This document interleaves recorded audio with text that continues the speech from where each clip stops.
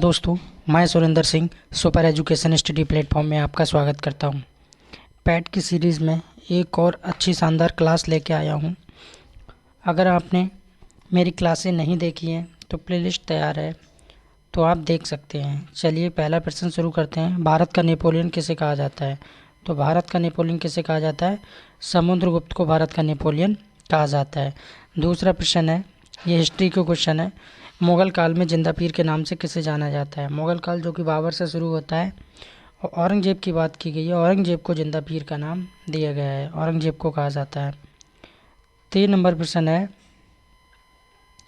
3 number प्रश्न दिया है, रोलिट एक्ट, सविनय अवज्ञा आंदोलन, भगत सिंह, राजगुरु, सुखदेव को फांसी कब दी गई और दांडी मार्च कब निकाला गया था? को क्रम से लगाइए।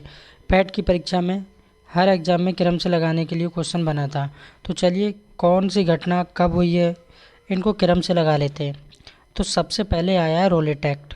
क्या आया है? रोलिट एक्ट। रोलिट एक्ट कब आया? 1919 में आया। और जलियांवाला हत्याकांड कब हुआ था? तो 13 अप्रैल 1919 को हुआ। ये भी याद रखना है। सेकंड नंबर पे आया है दांडी मार्च यात्रा, जो महात्मा गांधी ने निकाली थी 12 मार्च 1930 को। सेकंड नंबर पे ये आ जाएगा। और थर्ड नंबर पे आएगा सविनय अवज्ञा आंदोलन, जो 6 अप्रैल 1930 को हुआ था। अब 1930 दांडी मार्च में भी है और 1930 सविनय अवज्ञा आंदोलन में है। फ़र्क कितना है इसमें? 12 मार्च की बात की गई है और उसमें 6 अप्रैल की बात की गई है। तो 12 मार्च पहले आएगा और 6 अप्रैल बाद में आएगा। अब बात आती है फोर्थ नंबर पे क्या लगाएंगे? तो भगत सिंह, राजगुरु और सुखदेव को 23 मार्च 1931 को फांसी दे दी गई थी। तो 4 नंबर यानी फोर्थ पे क्या आ जाएगा? ये आ जाए। इस तरह इसका क्रम हो गया। रोलिट एक्ट पहले आएगा, फिर उसके बाद दांडी यात्रा, फिर उसके बाद सविनय अवज्ञा आंदोलन, फिर भगत सिंह, राजगुरु और सुखदेव को फांसी दी गई थी। ठीक है। 4 नंबर प्रश्न देखते हैं। कौन 1857 में अंग्रेजों का सबसे बड़ा कट्टर दुश्मन था? सबसे बड़ा कट्टर दुश्मन कौन था? 1857 की क्रांति की बात हो रही है, तो मौलवी अहमदुल्ला शाह था। और 1857 की क्रांति सबसे पहले भारत में कहाँ से शुरू हुई? मेरठ से हुई थी। ये भी याद रखना है। 5 नंबर प्रश्न देखते हैं। 1857 की क्रांति के समय भारत का गवर्नर जनरल कौन था? तो चार्ल्स जॉन कैनिंग था। ये भी याद रखना है। 6 नंबर प्रश्न देखते हैं। चरक संहिता किससे संबंधित है? चरक संहिता की बात की जाए तो ये किससे है? चिकित्सा के क्षेत्र से संबंधित है। 7 नंबर प्रश्न है, ग्रैंड ओल्ड मैन के नाम से किसे जाना जाता है? वयोवृद्ध आदमी हिंदी में जिसे कहा जाता है, तो दादा भाई नौरोजी को कहा जाता है। 8 नंबर प्रश्न है, मुस्लिम युग की शुरुआत कब हुई थी? तो कब हुई थी? तो 622 से हुई है। कब हुई? 622 से हुई है। नेक्स्ट देखते हैं 9 नंबर प्रश्न, करो या मरो का नारा महात्मा गांधी ने कब दिया था? नारा पे हमेशा एक क्वेश्चन आता है और मैंने इसमें डिटेल में क्वेश्चन यहाँ पर लिया है ताकि किसी भी तरह से क्वेश्चन बने बस बच के नहीं जाए। करो या मरो का नारा किसने दिया था? पहली बात तो यही है। तो किसने दिया था? महात्मा गांधी ने दिया था। अब कब दिया था? भारत छोड़ो आंदोलन 8 अगस्त 1942 को। कौन सा आंदोलन? 8 अगस्त। भारत छोड़ो आंदोलन कब? 8 अगस्त 1942 को। छोड़ते समय महात्मा गांधी द्वारा दिया गया ये भाषण था कि करो या मरो। ठीक है। इसी भाषण में उन्होंने भारतीयों से दृढ़ निश्चय के लिए आह्वान करते हुए कहा कि करो या मरो का नारा दिया था। उनका भाषण बॉम्बे, पहले बॉम्बे, अब बॉम्बे को क्या कहते हैं? मुंबई के नाम से जाना जाता है। अब गोवालिया टैंक मैदान पार्क में दिया था। अब ये भी पता लग गया कि कहाँ पर दिया था, तो गोवालिया टैंक मैदान पार्क में दिया था, जिसका नाम अब बदल कर क्या कर दिया? अगस्त क्रांति कर दिया गया। हालांकि सरकार ने कांग्रेस के लगभग सभी शीर्ष नेताओं, राष्ट्रीय स्तर के जो टॉप लेवल के नेता थे कांग्रेस के, सभी को उठा के 24 घंटे के अंदर जेल में डाल दिया था। ये थी इस प्रश्न की कंप्लीट जानकारी। चलिए 10 नंबर प्रश्न देखते हैं। सलालपन बिजली परियोजना किस नदी पर है? तो चेनाब नदी पर है।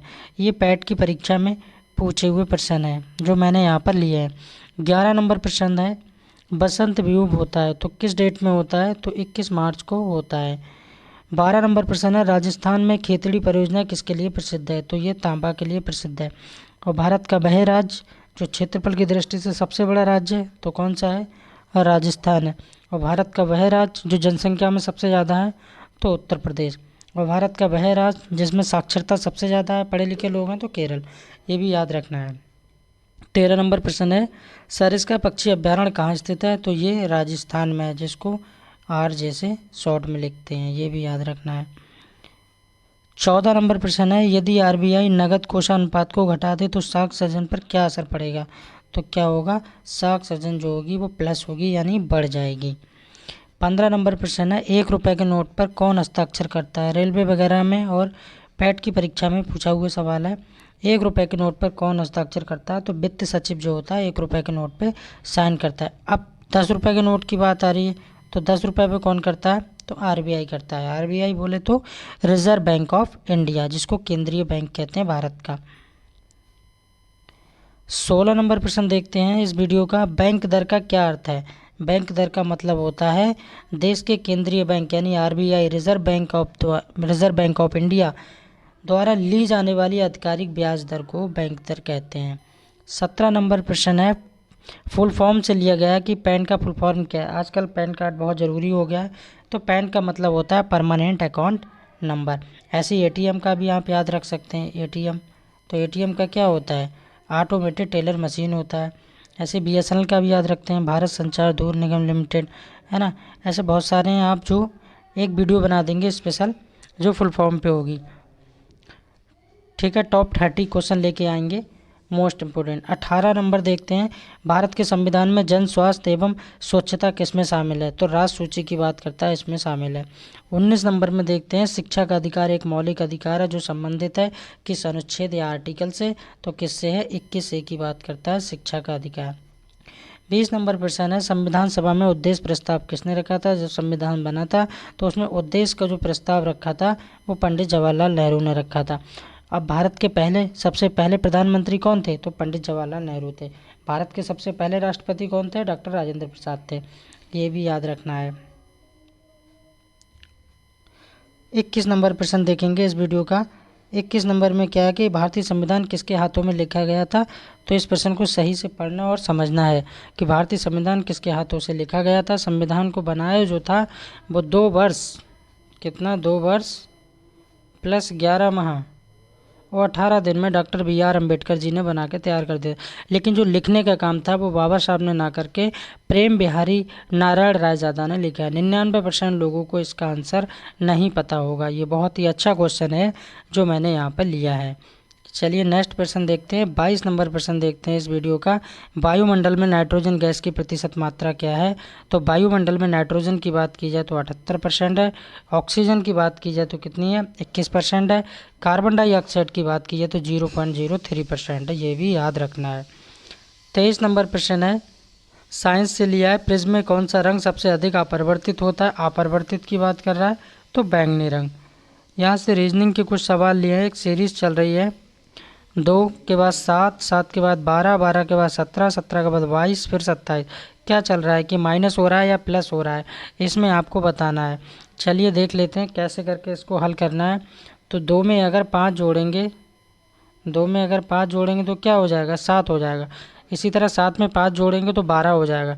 12 में 5 जोड़ेंगे 17 हो जाएगा। और 17 में 5 जोड़ेंगे क्या हो जाएगा? 22 हो जाएगा। और 22 में 5 जोड़ेंगे 27 हो जाएगा। फिर लास्ट में 27 में 5 जोड़ेंगे तो 32 हो जाएगा। यानी 5 5 इसमें बढ़ते जा रहे हैं, ठीक है। नेक्स्ट प्रश्न देखते हैं। 25 नंबर प्रश्न देखते हैं इस वीडियो का। ब्लड रिलेशन से सवाल लिया है। एक महिला की ओर संकेत करते हुए सुरेश ने कहा, ये मेरे दादा की इकलौती पुत्री की पुत्री है। तो सुरेश का उस महिला से क्या संबंध है? चलिए आपको 5 सेकंड देते हैं लगाने के लिए, 5 सेकंड में ट्राई कीजिए। देखिए, एक महिला की ओर संकेत करते हुए सुरेश ने कहा, ये मेरे दादा, यानी मेरे दादा की इकलौती पुत्री। अब दादा की इकलौती पुत्री क्या होगी? अब दादा की इकलौती पुत्री क्या होगी? जैसे मान लिया कि आप अपने खुद से रिलेशन लीजिए तो क्या होगा? पापा की बहन। और पापा की बहन कौन होगी? यानी बुआ होगी आपकी। पापा की बहन क्या होगी? बुआ होगी। तो बुआ के जो बच्चे होंगे वो क्या होंगे? भाई और बहन, यानी फुफेरे भाई या बहन, तो फुफेरी बहन हो जाएगी। 26 नंबर प्रश्न में दिया है, नेपाल का संबंध काठमांडू से है तो पाकिस्तान का संबंध किससे होगा? रीजनिंग का सवाल है। तो नेपाल की राजधानी जो है वो क्या है? काठमांडू है। तो पाकिस्तान की राजधानी क्या हो जाएगी? इस्लामाबाद हो जाएगी। 27 नंबर प्रश्न में क्या दिया है कि 2 का संबंध 8 से है। 2 का संबंध 8 से है। तो 2 का संबंध 8 से कैसे होगा? तो इसका मतलब ये है 2 का क्यों हो रहा है 8, तो 4 का संबंध क्या होगा, तो 4 का क्यू कर लेंगे, तो 4 का क्यू क्या हो जाएगा, 64 हो जाएगा। 28 नंबर प्रश्न देखते हैं, इस वीडियो का सेकंड लास्ट क्वेश्चन है ये। 28 नंबर में क्या है कि यदि 21 सितंबर 2023 को बृहस्पतिवार था तो 21 सितंबर 2024 को कौन सा दिन होगा। अब इसको हल करने के लिए थोड़ा ज़रा जान लेते हैं। एक सामान्य वर्ष में, एक जो सामान्य वर्ष होते हैं उसमें कितने दिन होते हैं, तो 365 दिन होते हैं। और लीप ईयर में कितने होते हैं, तो 366 दिन होते हैं। यहाँ पर एक दिन बढ़ गया है। अब ये कौन सा दिन बढ़ गया है, तो इसमें जो है 2024 की बात की जाए तो ये लीप ईयर है, इसमें जो फरवरी होगी वो 28 की ना होकर 29 दिन की होगी। ये तो रही साधारण बात। अब सिंपली अगर हम जैसे कोई देखते हैं कि 21 सितंबर 2023 को बृहस्पतिवार था तो 21 सितंबर 2024 की जगह कुछ और होता, वो भी लीप ईयर नहीं होता, तो हम सिंपली एक दिन बढ़ा देते, जिस दिन के बारे में पूछा जाता है उसमें एक दिन प्लस ऐड करके और उसको बढ़ा देते हैं। लेकिन यहाँ पर 2 दिन बढ़ेंगे क्योंकि एक दिन लीप ईयर का बढ़ रहा है, तो 2 दिन बढ़ाएंगे। तो बृहस्पति में 2 दिन बढ़ाएंगे, क्या हो जाएगा, शनिवार। उम्मीद करता हूँ कि आप समझ चुके होंगे। चलिए नेक्स्ट प्रश्न देखते हैं। 29 नंबर प्रश्न देखते हैं। 2 3 25, 3 4 35, 4 5 45, 6 7। तो यहाँ पर फाइंड आउट करना है कि क्या संख्या आएगी, क्या चल रहा है इसमें, प्लस हो रहा है, माइनस हो रहा है, स्क्वायर रूट हो रहा है या क्यूब रूट हो रहा है, क्या हो रहा है। तो 2 को और प्लस 3 को अगर मैं जोड़ूंगा तो क्या हो जाएगा, 5 हो जाएगा। और इस 5 की 5 से मैं अगर गुणा कर दूंगा तो क्या हो जाएगा, 25 मिल जाएगा।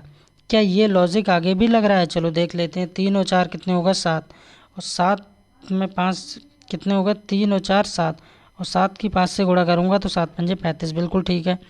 4 और 5 कितने हो गए, 9 हो गए, 9 में 5 की गुणा करूँगा 45, बिल्कुल ठीक है। तो 6 + 7 करना है अब हमें, तो 6 7 कितने होते हैं, 13, और 13 की गुणा हमें कितने से करना है, 5 से करना है, तो 13 पंजे 65 हो जाएगा। तो इसका आंसर कितना हो जाएगा, 65 का क्या हो जाएगा, वो सॉरी 29 का 65 आंसर हो जाएगा। चलिए देख लेते हैं, लास्ट प्रश्न देखते हैं। 30 नंबर प्रश्न, इसमें परसेंटेज से लिया गया है।